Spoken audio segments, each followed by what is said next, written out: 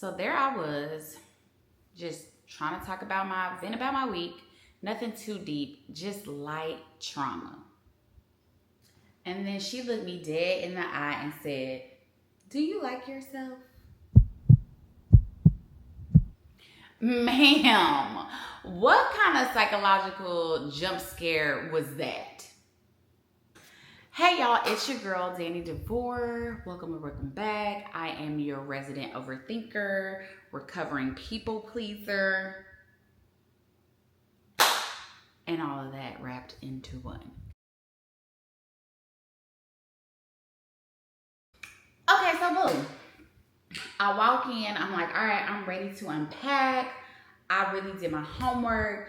You know, the people at work have really been trying me and testing me. The microaggressions have just been really wild. They have been really trying to grab a hold of me, and my car has been floating. I may even shed a tear because I've been coming to you for a few, couple of months now. I feel a little comfort to maybe shed a tear. And then that lady asked me that. Ma'am! No, but Dr. Therapist hits me with the Uno reverse card. So I'm venting. She's nodding, writing down on the paper, like, okay, cool. She stops, squints, and goes, And how do you feel about yourself in those moments? So now I'm spiraling because I don't even know how to answer the question, how do I feel about myself? Because I'm like, whoa. It's about me, but it's not about me. It's about them, how they treating me. Right? And I'm like, I'm just going through life with a little bit of anxiety. And, just trying to figure out how I'm going to wear my hair for the summer. Like, it's not that bad. So then she leans in closely and keeps going and says, "Do you feel you deserve to be treated better?" Ma'am, is this therapy or is this Olivia Pope from Scandal? What is going on right now? I was not ready for this. I was not prepared. I came with specific things that I needed to say, and I had a rebuttal for you and the question. And as we are sitting looking at each other, I start to realize, you know what? That's where my people pleasing comes from. Is because for whatever reason in my mind, I believe that by me treating people better and not telling them no or doing whatever I can to make their life easier, they will in turn reciprocate that. Call it Delulu. Call it what you want. But that's really how my brain works. And I just wasn't ready. So then she goes on to tell me, she's like, "I believe that you do like yourself. That's fine. I need you to love yourself enough to A, set boundaries for yourself. 2, don't laugh off disrespect when people disrespect you.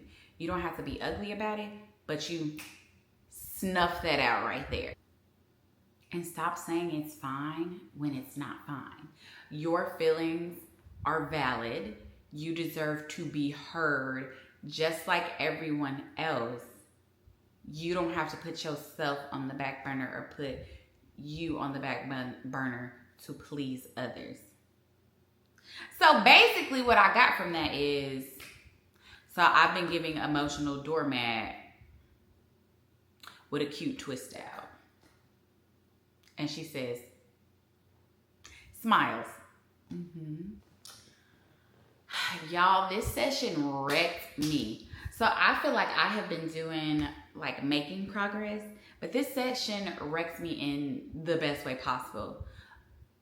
And I don't know what it is about therapists that make you with that pause and the nod, that make you just think for 45 seconds over your entire lifespan of how you have allowed people to do certain things to you, which was not respecting yourself, which was not you loving yourself or being fair to yourself. And to be completely real, I have always been like, I love myself, I like myself, all this other stuff. But I didn't realize that me being a people pleaser, or me putting others, as silly as it may sound right now, me putting others before me, or making sure that they were good, was me, just a form of me not liking myself or disrespecting myself. Oh my. So then we get through this. I'm working on it. She's giving me the tools to work through that. And then she goes, you say you like peace, but I think you're addicted to chaos. Let's unpack that. No, ma'am. Not this week. I can't do it. I cannot do it. I cannot do it this week. No, ma'am, let's not. Let's not. Catch me in 2 weeks. Okay? Because I have to recover. I have to mentally get to a place, back to a safe space of me being like, this is a safe space. And I know it is, like, genuinely. I know she's not going to tell anybody what I say unless, you know, I'm talking about harming somebody or myself, but it's just still being very vulnerable and someone seeing what you consider, or what I consider, the worst parts of me. Just being so raw and vulnerable and open to somebody who literally I just met this lady 8 months ago.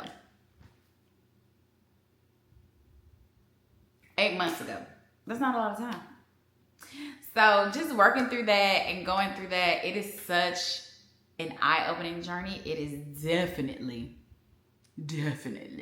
hard work, okay?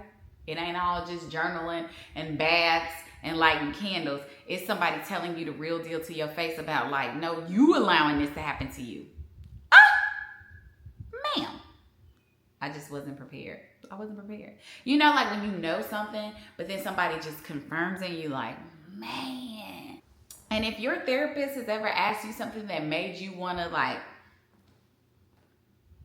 dissociate in real time, let me know in the comments down below. Healing is hard.